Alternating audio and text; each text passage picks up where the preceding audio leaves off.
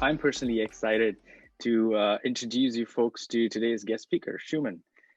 He's a good friend and a mentor that I personally looked up to in my Agile journey. And he's going to talk about social identity in change management and its impact in different situations. Over to you, Shuman. Thank you, Noel. Let me share my screen first, make sure things are okay.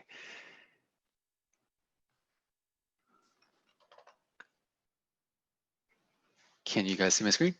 Yep. All right. Well, first off, I want to thank you, Noel, as well as AgileTO for having me today. I'm really excited to be here to share with you social identity and change management. And I'm assuming you're all here because you're interested in change management, or maybe you're just seeing my name and you want to see how I'm speaking. So let's jump right into the realistic change management scenario. We're going to reference this particular scenario throughout the entire presentation and apply the lens of social identity to it. So let's get started. Next slide. All right. So I'm going to tell the story, tell the scenario to you. Bear with me a little bit. So company X has been doing annual product roadmap planning session for several years already. And around October timeframe, product would ask UX, dev, QA to join several all-day meetings.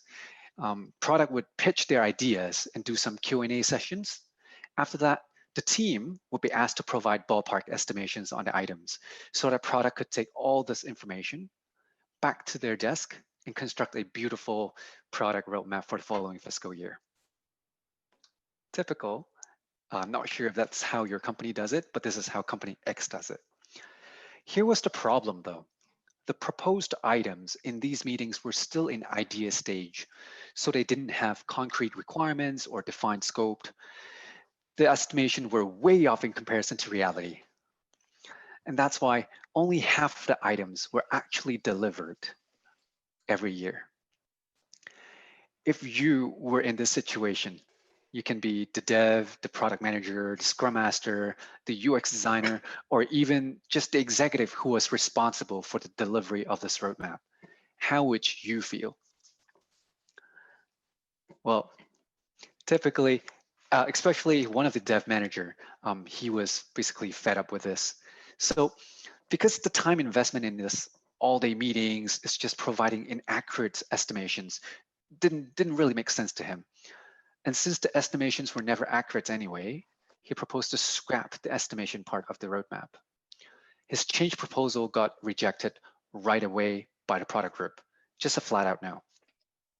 He was thinking in his mind, if only the product group could just see the reality and agree with the change, then we could just spend the time wasted in meetings to do actual development work.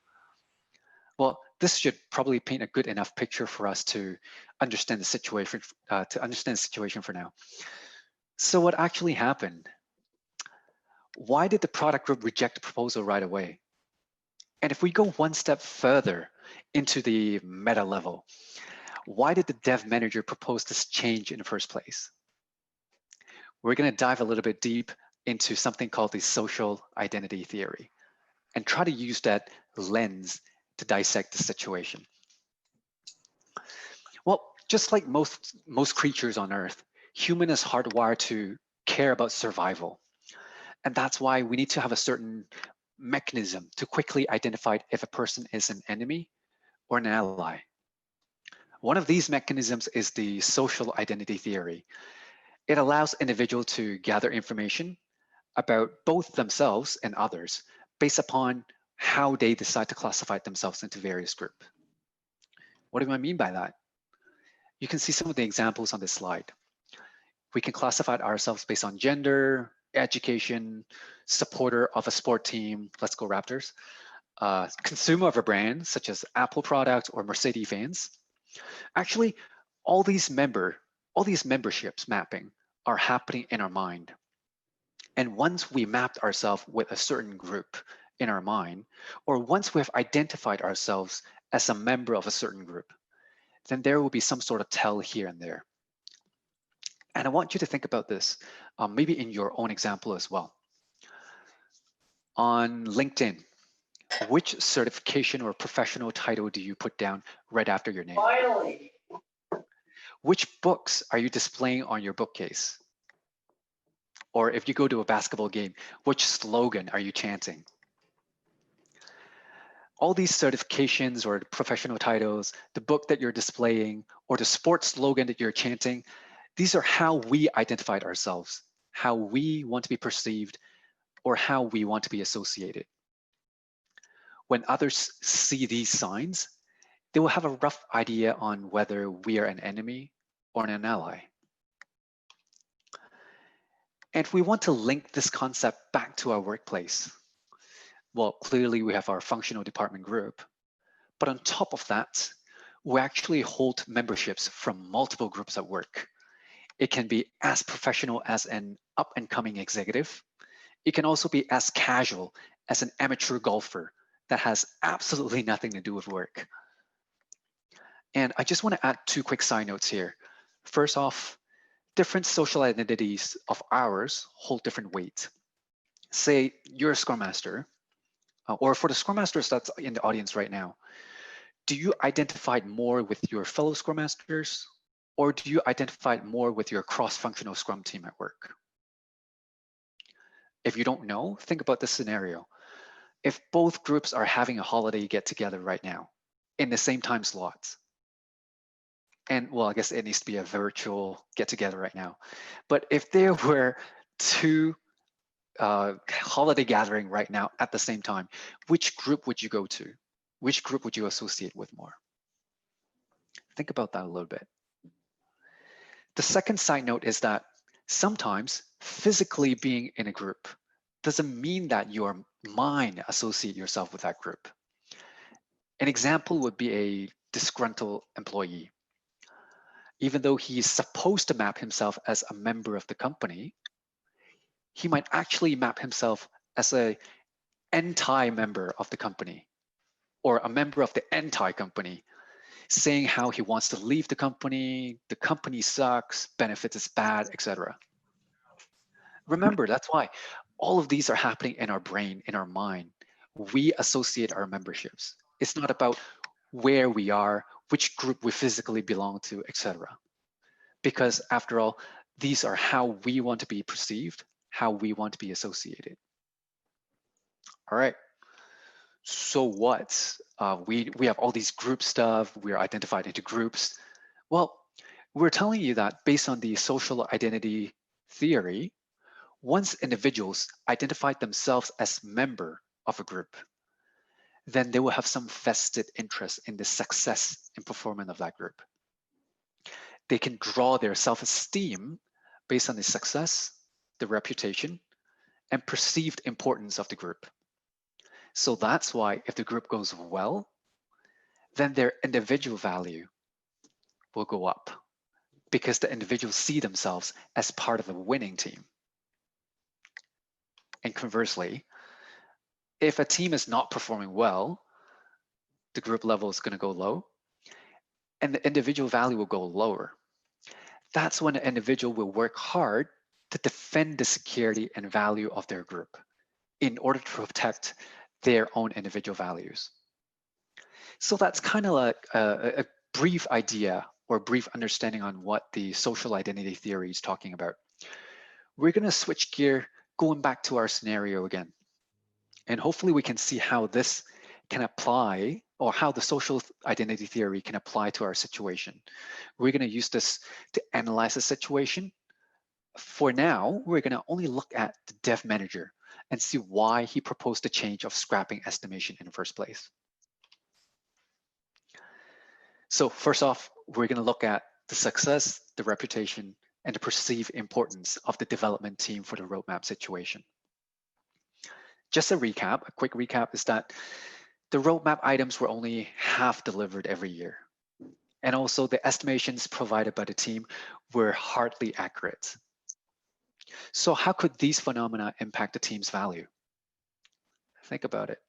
Well, and the slide is telling you already. They lower the team's value. They can almost hear voices saying How can you guys can't deliver these planned items? After all, these are your timelines that you provided. Why? You guys suck. And as a person who associates himself with the dev team in his mind, the dev manager, his perceived value, it's also lowered because of the group value being lowered. And that is why he's motivated to do something to restore the value of his group in order to restore the value of his own. And that's why he needs to defend his group's value. So he proposed to eliminate estimation for the product roadmap. There are probably other solutions that we can explore, but that's not really the point of this presentation. So we're going to leave that topic to another time and continue with his proposed change of no estimation for now. So let's say he wants to restore his group's value and his own value by having no estimation for roadmap. Sure, that's his proposed change. He's trying to change how we're doing things right now. But think about it. How would the product team react to this proposed change? Especially when we're trying to apply the social identity theory onto this scenario. I'll give you a few seconds to think about it while I get a sip of water.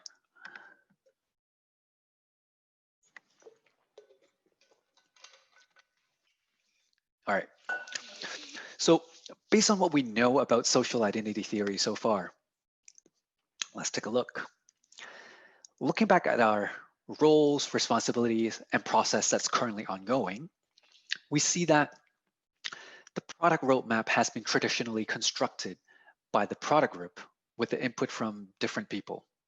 So product essentially owned the roadmap. It's their baby.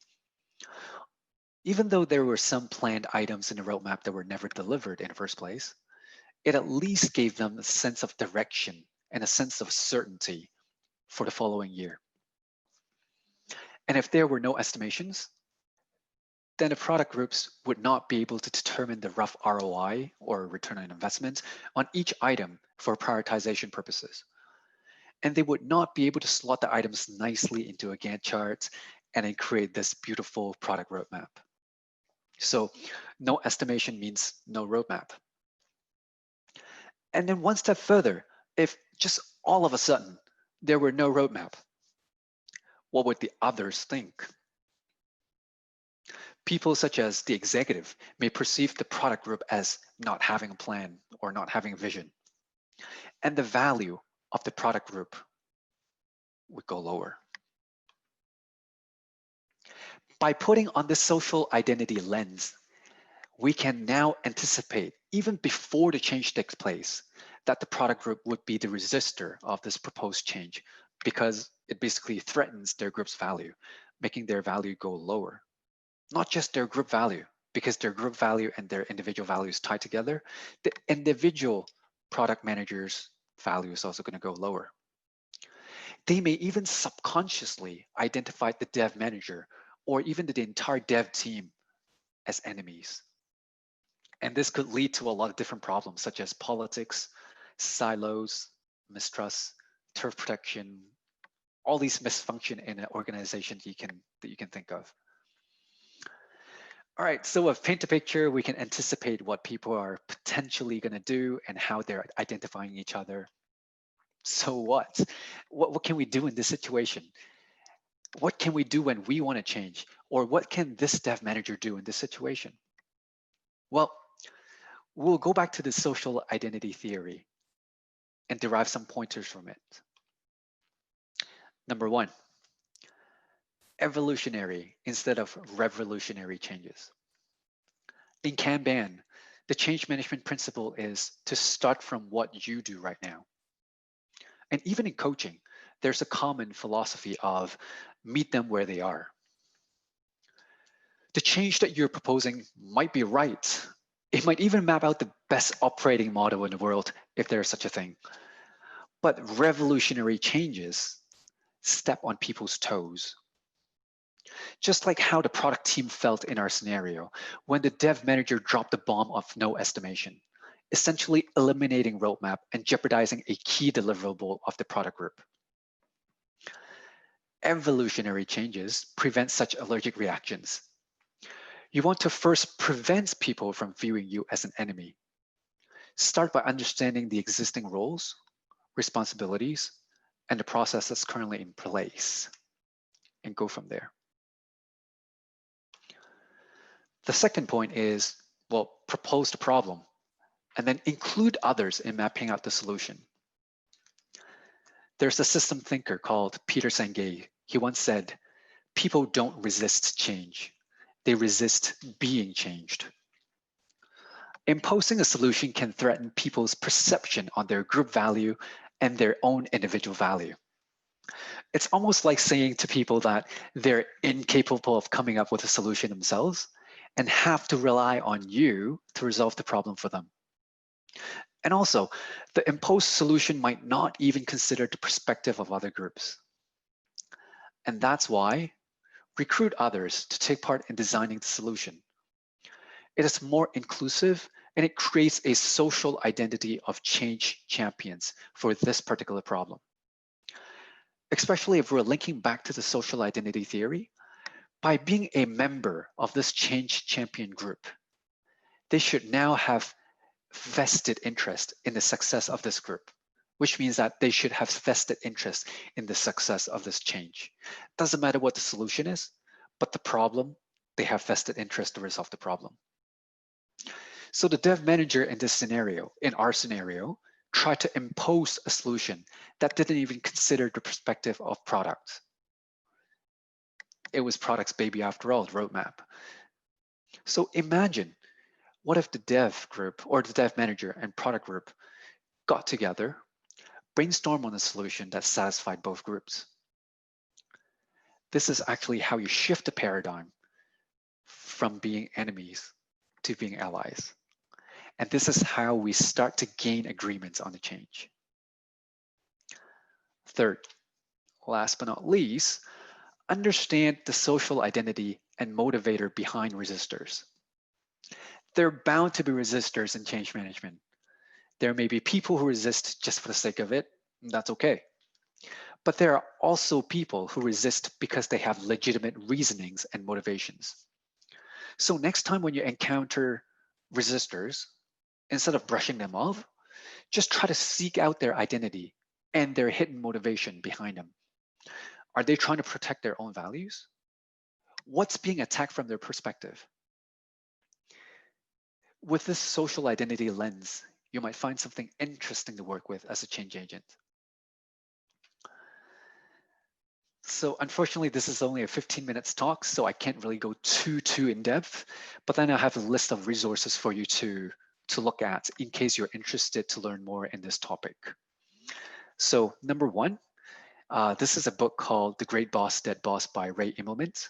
He wrote this business novel, kind of like The Goal by Goldratt, and he tried to dissect the attributes of a tight group or a strong tribe, as well as to discuss other aspects of social identity. I was originally going to discuss the 5 social dimensions in this quick talk, but there wasn't enough time, so I need to cut the scope. But this is a great book to read, and I learned a lot about it. I learned a lot about social identity from this, so highly recommend it. The second resource that I'm going to provide you is actually a movie, or a movie based on a real event called Invictus.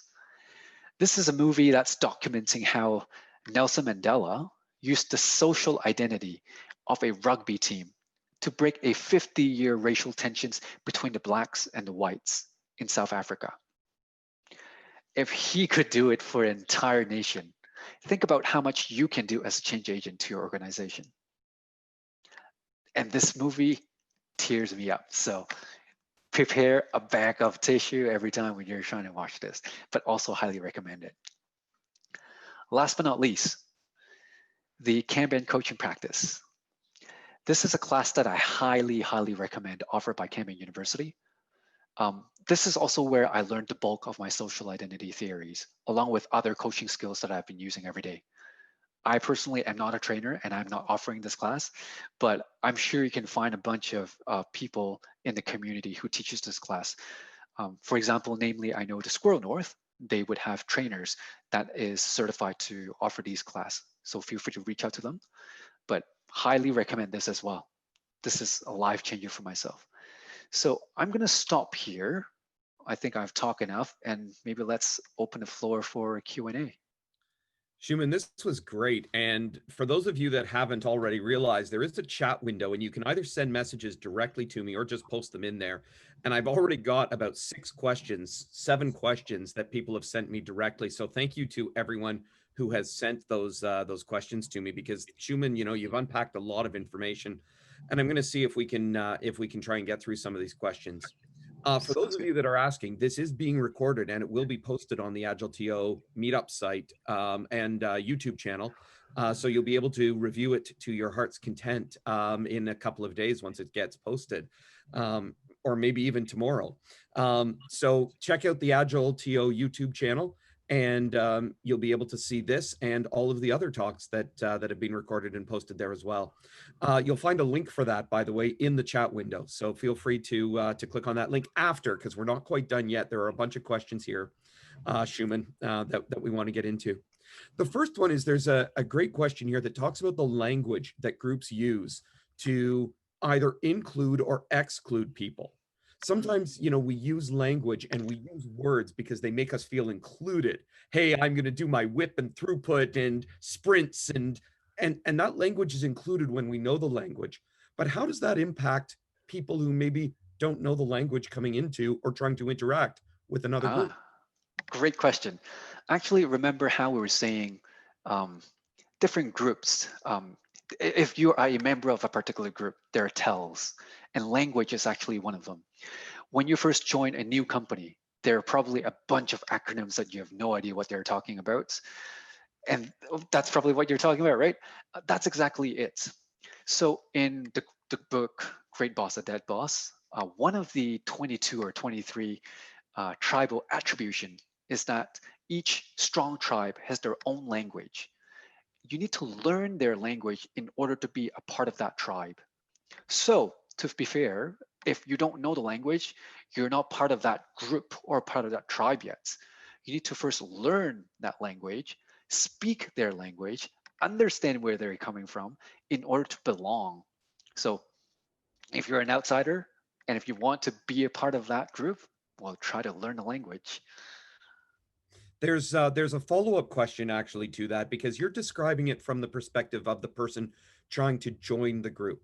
What are some things you've seen, or some techniques that you've seen the other way? How have groups changed their language or been able to invite others into their group?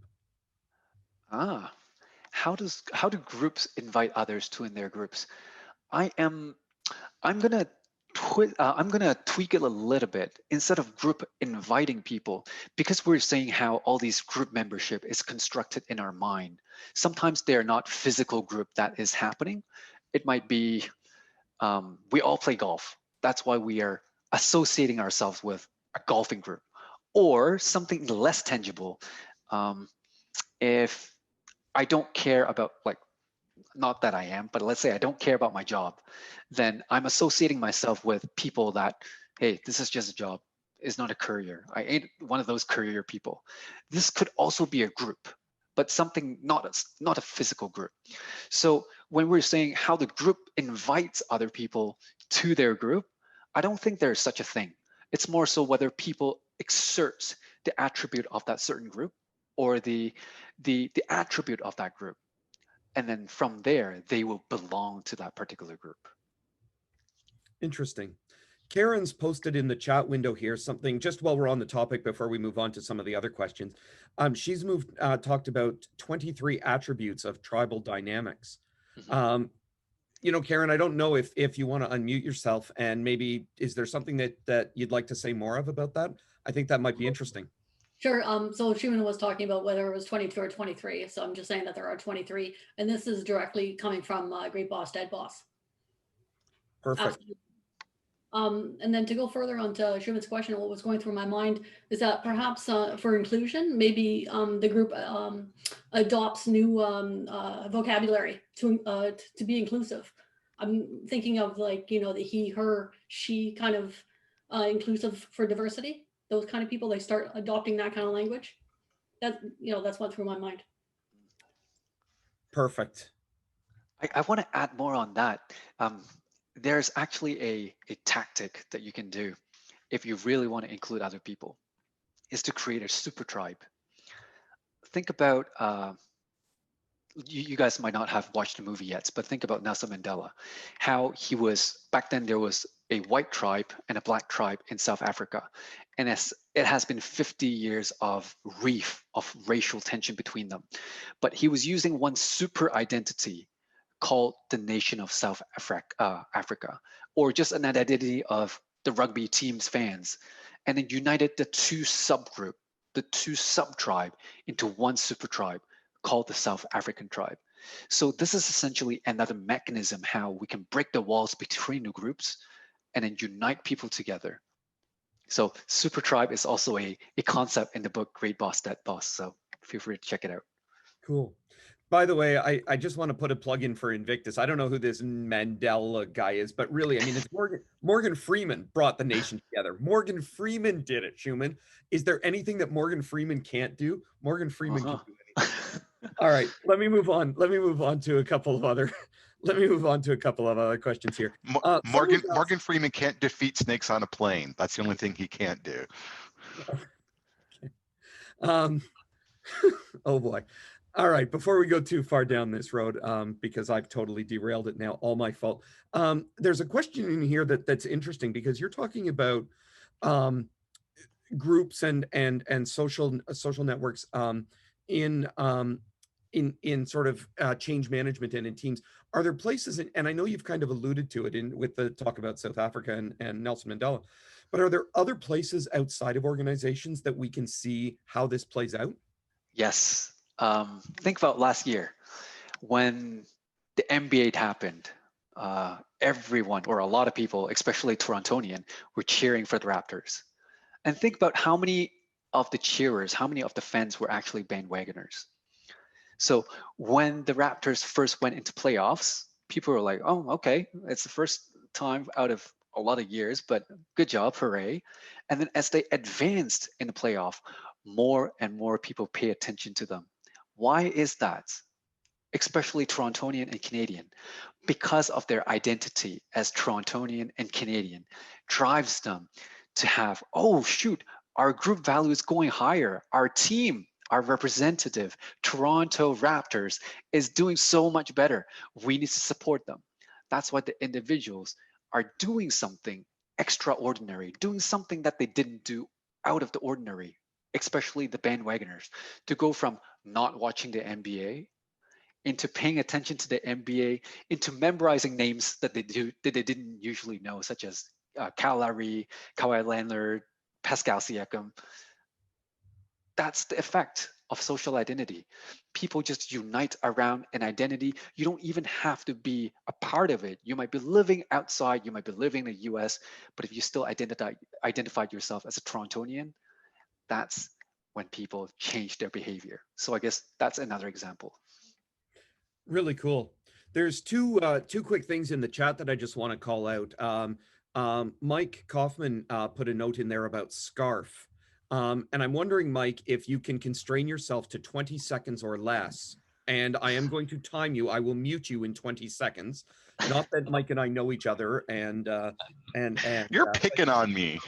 No, just wondering if you can say a little bit more about that and how it relates. What made you think about that as Shuman was sharing his insights?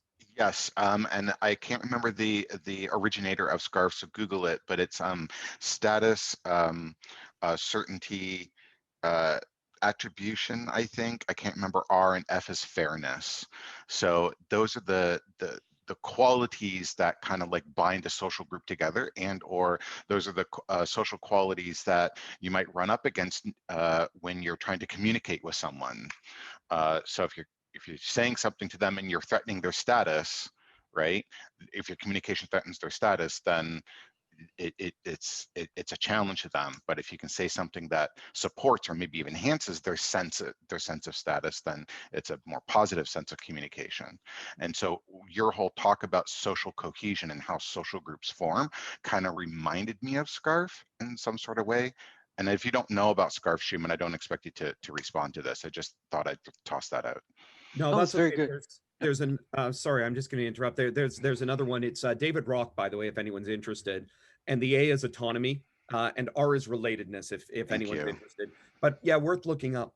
The other thing that's in there, Mike, I am going to move on. Is Fernando posted something as well about the summary of those attributes. Any comment, Fernando, on sort of the source or how you found that valuable in the past? You're on mute, and that wasn't my fault. There we go. There you go. Well, that's just a summary from Immelmann's book. So it's all about tribes. So we are all part of tribes, and it just describes the attributes of a tribe. And there are 23, and Shuman went through some of them. The idea of having an enemy, for example, is the one that is interesting, right? So each time you look at the group, so each tribe will have essentially a common, a great cause, a just cause, right? So a tribe needs to have a cause. They are behind something and they have an enemy. So if you're looking for what motivates groups, usually that's the lens it has been useful for me, right? So think about I was thinking about an organization I work with. The PMO has the just cause of keeping the process, right? Whereas the developers have the just cause of keeping the architecture pristine, right? So anything that goes against that will trigger this identity reaction, right? So it can help you explain many things, right? Cool, Fernando. Thank you for the link. You just go figure out what's their just cause, what's the enemy they are fighting, and that will give you clues on why they behave the way they behave. Thanks, Fernando. Awesome for the link. Shuman, there's a question in here from Martin that's a good one to look at as well.